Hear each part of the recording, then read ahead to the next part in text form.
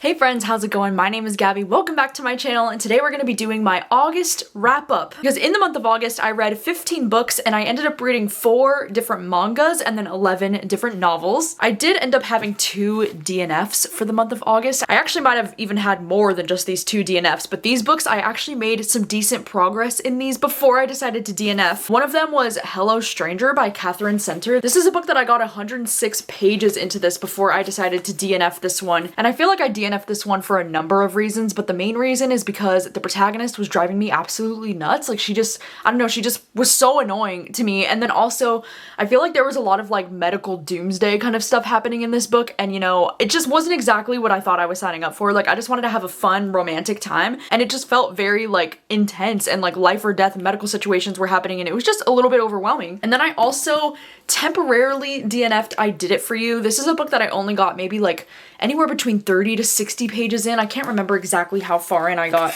This is one that I think I might be in the mood for at some point in the future, so I'm not going to call this like a forever DNF, but right now it's just a temporary DNF. I just thought the beginning was a little bit boring and a little bit slow, and it was going to put me in a reading slump if I tried to finish it. This month I did also work on 2 different reading vlogs, so if you missed them, I'll have them linked down below, but one of the reading vlogs I worked on was another round of reading books till I find a 5-star read, and that video was just absolute chaos. It was up and down and all over the place, and it was really fun to work on. And then I also did another reading 3 new thrillers reading vlog that I just posted at the very end of August, which that was also very fun. I feel like 15 books read for the entire month of August seems kind of on the lower side for me, and I guess it is kind of because I ended up taking an entire week off of reading in the month of August because I had some family visiting from California for my dad's birthday at the beginning of the month, and it was like a whole thing, and so I just decided to take the week off from reading and from YouTube things at the beginning of August. So that's kind of why it might seem like my numbers are a little bit lower than normal, or at least from what you're used to from me. But I also did end up working on 2 different Patreon exclusive videos this month. One of them is a video where I reread the book One True Loves by Taylor Jenkins Reid, and then I also watched the movie adaptation that recently just came out on Amazon Prime. I also made a Patreon exclusive video with my sister this month where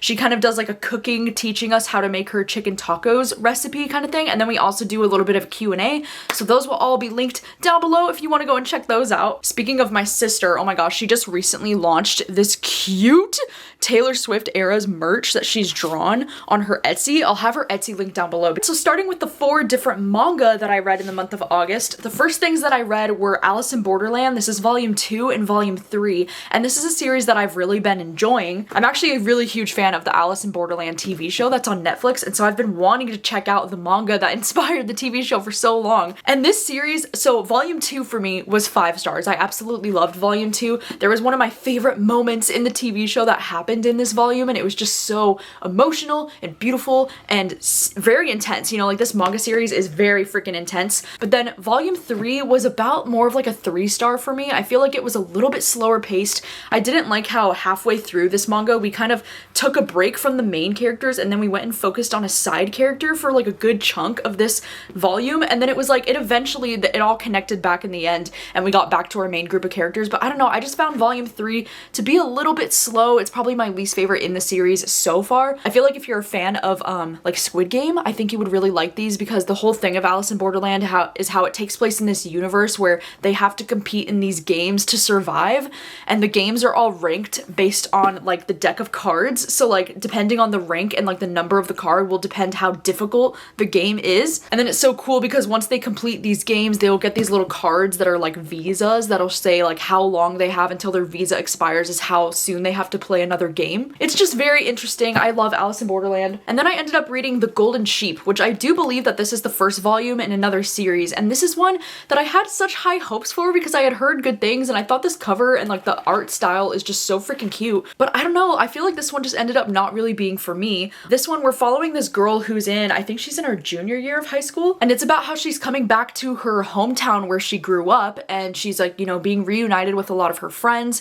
But this book was just, I don't know, I thought it would be like a really beautiful kind of like coming of age story, but it was mostly just reading about obnoxious teenagers like bullying each other and just making each other feel like shit. And then the ending did feel a little bit more like hopeful and interesting, but honestly, like I just struggled to connect with any of the characters in this manga, so I ended up giving this one 2 stars. I don't really think this series is gonna end up being for me. And then I also ended up reading Something is Killing the Children Volume 2. This one's actually a graphic novel, so this one's not technically a manga, but this is one that I've been so excited to read because I read the first volume in this series a couple of months ago now, and this one was really interesting. I do think this one was also closer to around a 3-star for me, just because I do think the idea of the series is so interesting, but this volume in particular just felt a little bit slower paced, and for me the action didn't really pick up until like one of the final scenes in this volume, and then I was like, oh shit. But the final scene in this volume definitely has me excited to continue reading in this series. And this is basically a series that's kind of, I don't know, it kind of reminds me of like Stranger Things in a way, and it reminds me of a few other things, but it basically follows this small town where there's something lurking that's like killing all the children, and all the children can see these creepy ass monsters, but none of the adults in the town can see the monsters, so the adults don't really understand fully like what's going on. But in this story we follow the protagonist. Her name is Erica Slaughter, and she's like one of the only adults who can see the monsters, and so she's trying to like help the kids kill these monsters. Alright, so the first book that I ended up reading in the month of August was Silver Nitrate by Sylvia Morena Garcia. I did actually own a physical copy of this book, but when my cousin's girlfriend was visiting, she said that she was really interested in the book, so I ended up just giving her my copy because I thought this book was just okay. This is a book that I was really interested in reading because it's the same author as Mexican Gothic, and this was her latest, you know, like horror novel. It was very historical fiction and kind of almost like a touch of fantasy, which I guess was my biggest complaint with this book, is that I feel like it was a little bit mismarketed because yes, while there were some, you know, horrific scenes and like some horror elements to the story, I feel like this book mostly read to me like a kind of historical fiction, almost touch of fantasy feel kind of book. Something that I really did like about this book is that it takes place in Mexico City in the 90s, and that we're following this female sound editor who works for films, and just hearing about her career and like her backstory and how she's like one of the only females that's working in sound editing. Like I really liked some of the commentary on that, and you know, the time period and the setting was really interesting. I liked hearing more about the like behind the scenes of like the film industry, because those are definitely some of my biggest things that intrigue me about books like this. But I just felt like because of the writing style, it felt very like info dumpy at times. I feel like I really liked the beginning, like the first 50 to 100 pages or so, I was so invested, but then shortly after that I just got so freaking bored. But then also because there were so many more fantasy elements later on in the story that I wasn't really expecting, as far as like, you know, with like stuff like spells and curses and witchcraft, and you know, it's just, I struggled to get into it because I just don't really care about stuff like that. I think though the biggest positive that I can say about this book is that there really were some truly gory and like descriptive scenes in this book that really intrigued me, and I did really like the characters. Like I really did like, especially the female protagonist. I thought she was very well written and very interesting as a main character. But honestly, I think I would end up just recommending the book Our Share of Night over this one, because I noticed a lot of really similar themes between these two books, to be honest, and I feel like Our Share of Night is one of my top favorite books that I've read this year, while Silver Nitrate was just okay. It was about a 3-star for me. I didn't completely hate this book. It just wasn't exactly what I thought it was gonna be. And then the next book that I read this month was Love Theoretically by Ali Hazelwood, and this was such a lovely surprise, you know, because I wasn't the biggest fan of this author's last published book that I can't even remember what it was called. I really loved The Love Hypothesis, like I thought that one was really good, but then her second book that she came out with last year, I just thought it was very meh. But then this one, I'm so excited that I actually really ended up enjoying this one a lot. And in this story, we're following this woman named Elsie who works in science. She's a theorist, and it's so cute because her job that she does on the side is like a fake dating job where like men will hire her to be the fake girlfriend at like any events that they need or whatever. But then her current client, that's like one of her favorite clients that's like always hiring her to be his fake girlfriend, she starts to fall for his hot older brother, which is also, to her dismay, she finds out that this is the same guy that he also works in the science field, but he had published this article when he was a lot younger that was basically like discrediting all of the different theorists out there, and so it really like made her life so much harder when he published that article, and so they kind of have this like hate to love thing happening right away. But this book was so cute. I just really loved Jack as a love interest. I thought he was so freaking sweet, and I loved their banter. Like they had genuinely some of the cutest banter banter. I was listening to this one on audio and I listened to this whole audiobook within like 24 hours. And I mentioned this in my reading vlog where I read this book, but I love how her character has this obsession with Twilight, which I know that like some people want to like cringe at that, or some people want to be like, oh my god, like Twilight sucks or whatever. But I love when characters are like passionate about something that might be considered like nerdy or like cheesy or whatever the fuck. But I love how Jack just kind of like embraces the fact that she loves Twilight and he tries to get into it just because it's something that she likes. I don't know, I think that's so cute, and like there's nothing more romantic than somebody trying to show an effort and like show an interest in something just because it's something that you like. I ended up giving this one 4 stars. I don't think I loved it quite as much as The Love Hypothesis, but it was still a very enjoyable romance read that I would highly recommend. And I ended up reading The 7 Years Slit by Ashley Poston. And this is the same author as The Dead Romantics, which The Dead Romantics was one of my favorite books that I read last year. So I went into this one with some pretty high expectations, and luckily Ashley Poston just delivered on all of the things that I was hoping for. In this book, it's really interesting because we're following this protagonist named Clementine, and she works like in the book industry and like the book publishing world. There's this magical apartment that her great aunt, she owned this like magical apartment where it was like some kind of like time travel-y stuff could happen there, and she ends up falling for this guy who's living in her aunt's apartment that she inherits because her aunt just recently passed away at the beginning of this book, so she inherits this apartment, falls for this guy who's like living 7 years in the past, but he's living in the apartment currently, if that makes sense. There's like a really cool like time travel-y, time loop kind of thing happening in this story that I just thought was very interesting. But oh my gosh, the romance between these two, like freaking kill me now. This was so freaking cute. This was everything that I wanted it to be. Her love interest is this guy named Iwan in this book, and he is a very passionate chef. Like he really loves food and he loves cooking. And because after, like right when I was reading this book, I had just finished watching the show The Bear, so I was like all in my Jeremy Allen White feelings, and so it was like perfect timing for me to read this because then I was just easily able to picture Iwan as, you know, Jeremy Allen White in The Bear, and it was just fantastic. And I just loved, oh my god, their chemistry was so cute. I love how he calls her Lemon even though her name is Clementine. Like that is the cutest, it's the cutest little nickname I've ever heard in my life, and this just made me so happy. It just made me so happy. It made me feel all of the things. If you like the song Timeless by Taylor Swift, or if you like the song Marjorie by Taylor Swift, I feel like those two songs really capture the vibes and like what's happening in this book. It was just incredible. It was everything that I wanted it to be and more, and it was 5 stars. I loved it so much. It's probably maybe my favorite thing that I read this month. Then the next thing that I ended up reading this month was Page Boy by Elliot Page, and this is a book that I've been wanting to read for some time. It's also a book that I read this month because I pulled a prompt out of my Patreon jar this month that was to read a nonfiction memoir, so I decided to go with this one because I was really looking forward to it. I did end up listening to the audiobook for this one, and you know, obviously Elliot Page has had a very difficult life so far, and it was very difficult to read about all the different, you know, trauma and things that have happened in Elliot's childhood. I obviously think it's really weird to rate memoirs because it's like this is somebody's life story, you know, but I'm more critiquing, I guess, the narrative like style of the book, because I ended up giving this one around like 3 stars because while I really loved Elliot's stories and I loved hearing more about his life, it was more so like the narrative style of this book that was kind of throwing me off, because I don't know why I struggle with memoirs when they're not told in a more like linear format, because this story is just jumping all over the place, you know, like we're like from in one chapter we'll be reading about Elliot's childhood, and then in the next chapter it'll be his teenagehood, and then in the next chapter it'll be like a recent adulthood thing, and then we jump back and forth, and there's no linear timeline to the way that this story is told, and it was just, it made it a little bit confusing for me at times because I'd be like, wait, when did that happen, and this happened before that happened, and it was just a little bit confusing timeline wise to try to keep all of it straight in my head.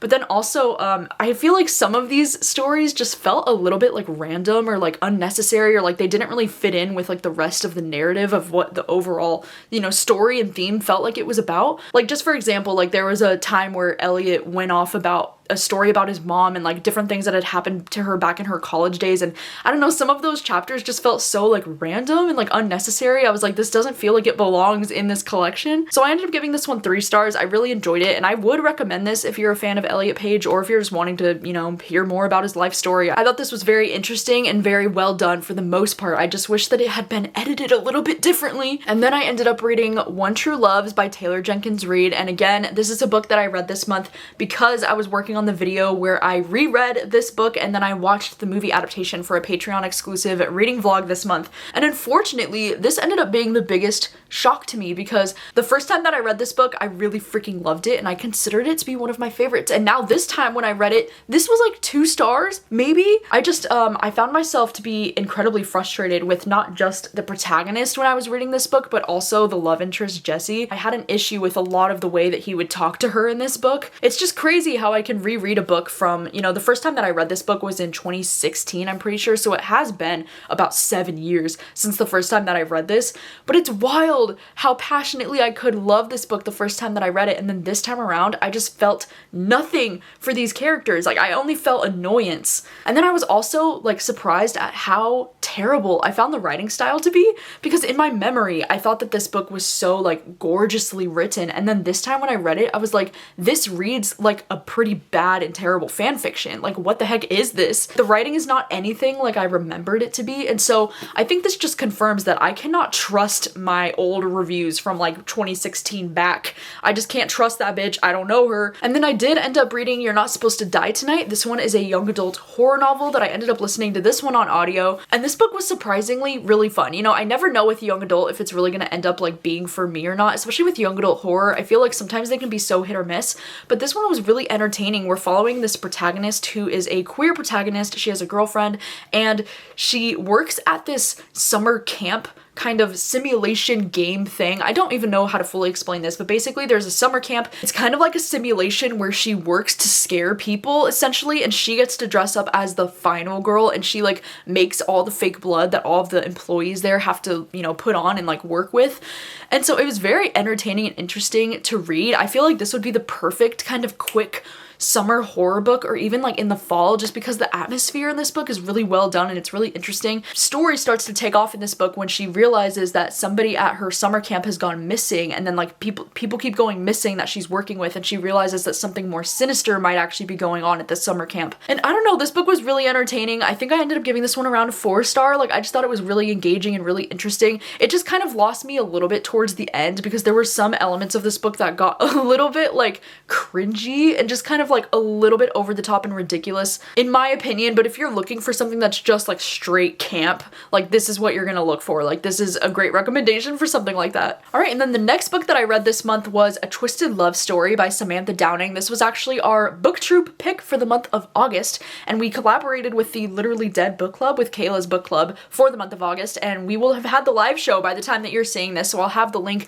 down below if you missed the live show. But this is a book that, oh my god, I am so disappointed with this book, and I'm so disappointed to the point where I think that this might be a 1-star book for me, which is just devastating to say out loud. Samantha Downing is a thriller author that I absolutely love. Like, I'm pretty sure I've given every single one of her books 4 or 5 stars before this one, so I am just shocked at how much I did not like this book. But also, to be fair, I don't think that this book should be being marketed as a thriller or like a mystery book at all. This honestly reads more like a romantic drama, toxic couple situation kind of happening. Like, I don't know, it doesn't really read much like a thriller at all to me. And in this story, we're just following this couple named Wes and Ivy, and we follow their relationship drama as they're a very much, you know, on again, off again kind of couple. And they have a somewhat, what some might call a like dangerous secret past, or something that has happened in their past that you're trying to figure out what exactly happened. And then we also follow from the point of view of like a detective as she's trying to like dig into this couple's past to try to figure out what they did or like what was going on. I thought this would be a lot more interesting. Like, even explaining this to you, it sounds like it would be kind of interesting,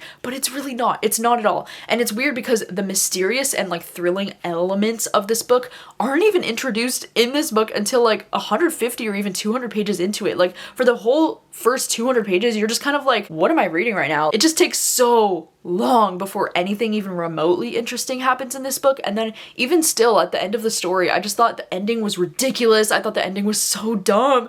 Like, I don't know, I just thought everything about this book, I was like, why? What? Huh? Every decision that these characters made, I was just like, okay, I guess, like, that's obnoxious, but sure. And I just don't understand. I just really don't get this one. I'm sure there will be some audiences for this book, but I am certainly not it. And I really feel feel like if you're a fan of like Taryn Fisher or maybe like Geneva Rose, I do think this could be the book for you. And then the next book that I read this month was the first thriller that I read for that video that I worked on that's like reading 3 new thrillers, and it's Gone Tonight by Sarah Pekkanen. I think the coolest thing about this reading experience was the fact that Kate Mara herself, the freaking queen Kate Mara, was the one who narrated the audiobook. So like that was pretty cool, but otherwise this reading experience was not very cool. So in this story we're following a mother and daughter duo, and we get both of the mother and the daughter's perspectives in this book, and the story is divided up into 3 different parts. And so the mother, her name is Ruth, and then the daughter's name is Catherine. Ruth kind of feels like she is starting to lose her memories, and her daughter is a nurse,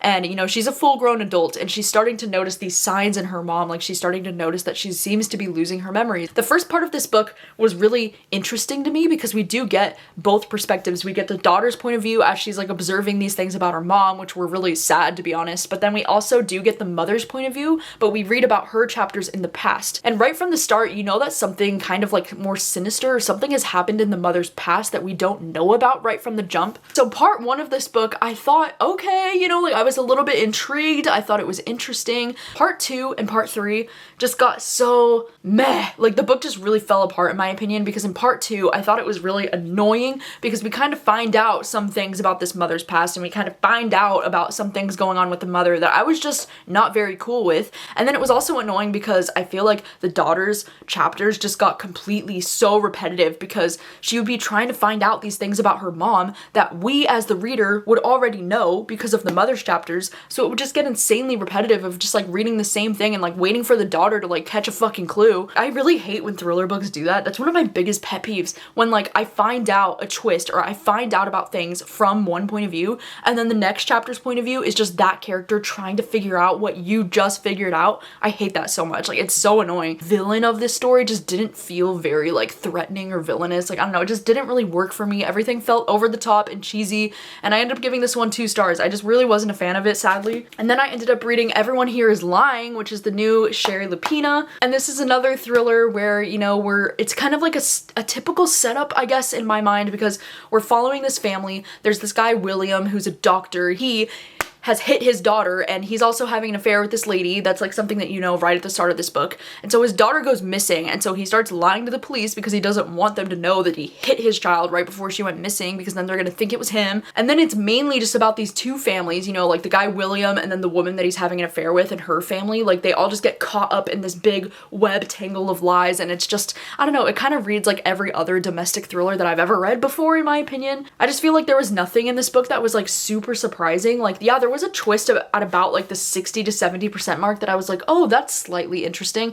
But then I still feel like by the end of the book, nothing more interesting happened. And I feel like that twist that this book tries to pull at the very end, it's like, bro, I've seen this before so many times in thrillers. Like I've seen it so often. And it's just like, okay, whatever. I don't know. This was another 2 star. And then I ended up reading the book You Can Trust Me. This was the 3rd and the final thriller that I read for my new thriller reading vlog that I just posted. And in this story, it's kind of interesting because we're following these characters named Summer and Leo. They are both kind of like con artists. They both like, they go and they shoplift and they pickpocket and they try to steal from billionaire men. One of the girls, Leo, she ends up going missing, and Summer thinks that she's on this island that this billionaire took her to. And so Summer's making it like her mission to try to go to this island, figure out what's going on, and figure out where her friend Leo could have disappeared to. And in this book, something that I liked about it was that we would get both of the women's point of views, but something that I didn't like that much about it is that they read so similarly that sometimes I couldn't even tell which one we were reading from the point of view from, because they read exactly the same. And then I also didn't love the fact that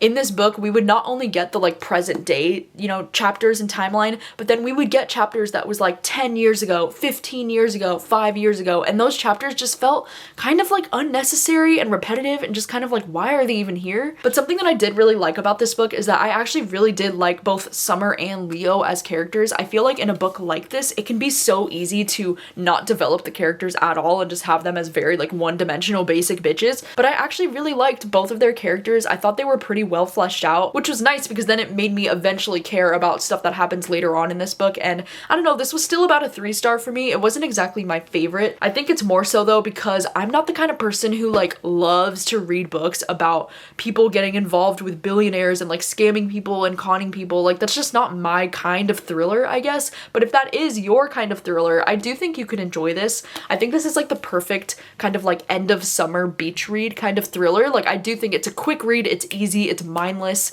It's just one of those thrillers that's like a popcorn thriller, you know? So it was a 3-star for me. And then the last book that I read in the month of August was The Honeymoon Crashers by Christina Lauren. And this one is interesting because it's actually only available via audiobook right now. It's like an audiobook exclusive thing that they just made. I was able to get this audiobook from Libro. So in this story, it's kind of like a spin-off of, or it's kind of like a sequel to The Unhoneymooners, which is one of my favorite books of all time, by the way.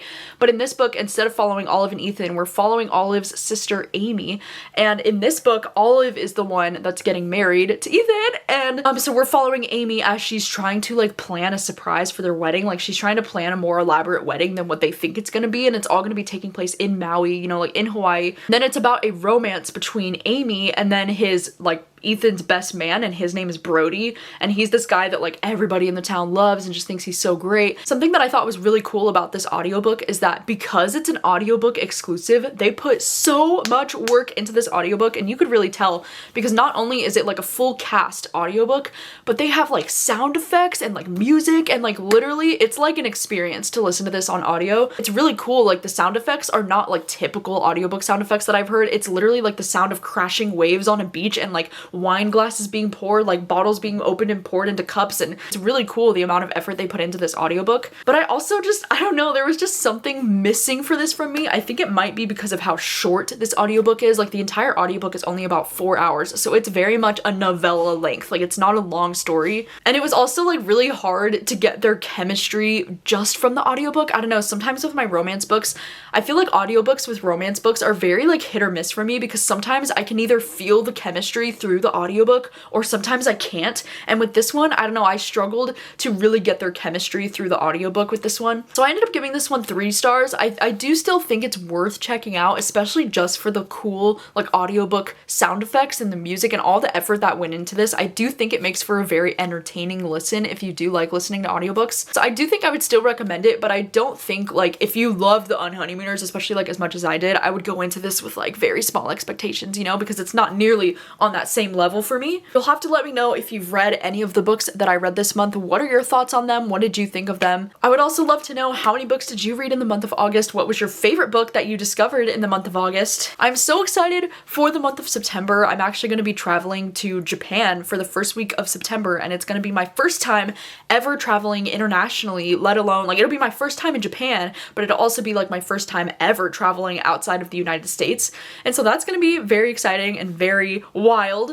I'm actually going to be flying and meeting Gavin. If you know How to Train Your Gavin on YouTube, which if you don't, then maybe you should. I'll have him linked down below. But I'm so excited to finally meet Gavin and to hang out with Gavin while I'm in Japan for a whole week. It's going to be absolutely incredible. And if you're wondering, I am planning to vlog my experience in Japan. I think it's going to be so great. I do have some videos going up in the first week of September so that it doesn't feel like I'm gone. So shortly after this video, I will be posting my September TBR within a few days. Thank you so much for watching as always, and I will see you very soon with another video. Bye.